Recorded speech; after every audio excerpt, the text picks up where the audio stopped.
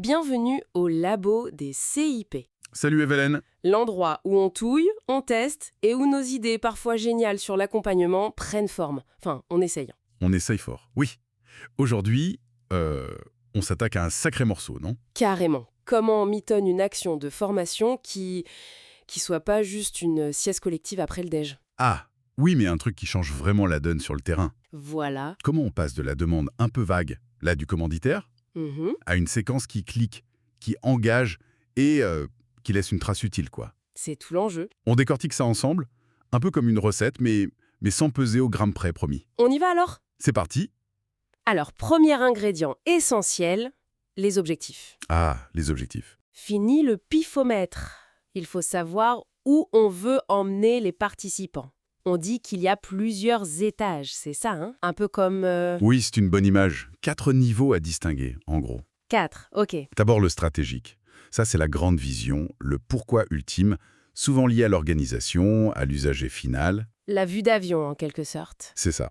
Ensuite, t'as l'opérationnel, beaucoup plus concret. D'accord. Quel changement observable on attend sur le poste de travail, dans les pratiques, après notre intervention? Mhm. Ces deux-là, stratégique et opérationnel, c'est souvent ce qui motive la demande initiale, en fait. Ok, logique. Ça, c'est la commande, et après, ça devient notre partie à nous, CIP ou formateur. Exactement. Là, on entre dans le pédagogique. D'abord, l'objectif pédagogique global. Le global. C'est un peu la promesse sur la fiche, ça, non? Ce que la personne sera capable de faire à la fin. C'est tout à fait ça. Le truc qui doit te donner envie de venir. Clairement. Et pour tenir cette belle promesse, on la découpe en objectifs pédagogiques partiels. Des étapes plus petites, logique. Voilà, démarche claire, progressive.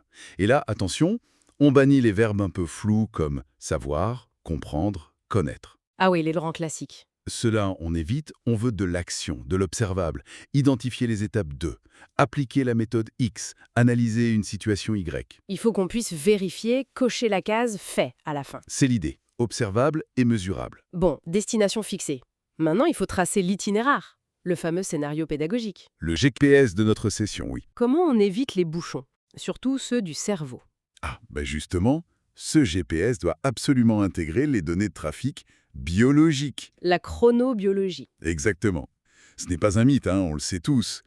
La vigilance baisse après le déjeuner, là vers 14-15 heures. Le fameux coup de barre post-cantine ou post-sandwich. C'est physiologique, on n'y peut rien.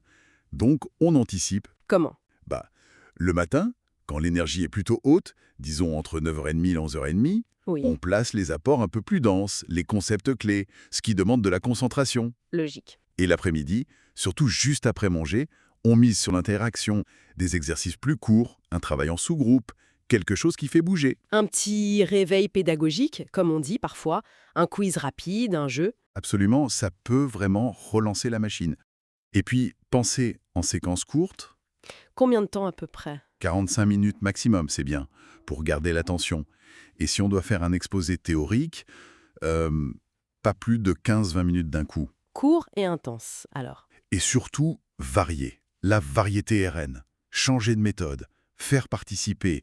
Alterner individuel et collectif. C'est ça qui maintient l'engagement. Justement, parlons-en des méthodes. Fini le cours magistral H24, j'espère. Ah non, pitié. Même si la méthode magistrale, l'exposé descendant, a son utilité, pour transmettre une info précise rapidement. Oui, mais en petites touches, comme le piment dans un plat. Exactement. La démonstrative aussi, elle est super utile. Montrer comment on fait. Indispensable pour un geste technique, un savoir-faire. Très visuel. Ça marche bien. Mais avec des adultes, on sait que les faire participer, ça paye plus, non? Ah oui, largement. Les méthodes actives, ce sont nos meilleurs alliés. On a l'interrogative, par exemple. Faire accoucher les idées, un peu comme Socrate. Un peu ça, oui. On questionne, on guide, on fait émerger le savoir ou la solution du groupe lui-même. C'est puissant. Et la méthode de la découverte? Là, on lance un défi, une énigme, un problème à résoudre. Le groupe cherche, tâtonne, et en trouvant la solution, découvre le concept ou la méthode qu'on voulait aborder. Malin. Et il y a la participative, ma préférée, je crois. Ah, le cœur de la pédagogie active. Là, on construit vraiment ensemble. Étude de cas, brainstorming, jeu de rôle, simulation. Exactement. Les participants sont vraiment aux manettes. Ça demande plus de préparation, c'est vrai, et parfois, faut cadrer un peu. Oui, ça peut partir un peu dans tous les sens. Mais qu'est-ce que c'est riche? L'apprentissage est beaucoup mieux ancré et ça développe plein de compétences à côté. Totalement. Bon, on a nos objectifs, notre itinéraire, nos outils dans la boîte. Mhm. Mais comment on sait si on est bien arrivé à destination? Et si le voyage a servi à quelque chose? L'évaluation. Souvent le parent pauvre de la formation, malheureusement. Et pourtant crucial. On parle souvent du modèle de Kirkpatrick, c'est ça? Avec ses 4 niveaux. C'est ça, un bon repère. Niveau 1, la satisfaction. Le fameux sondage à chaud, est-ce que le café était bon et la salle bien chauffée? Un peu plus que ça quand même.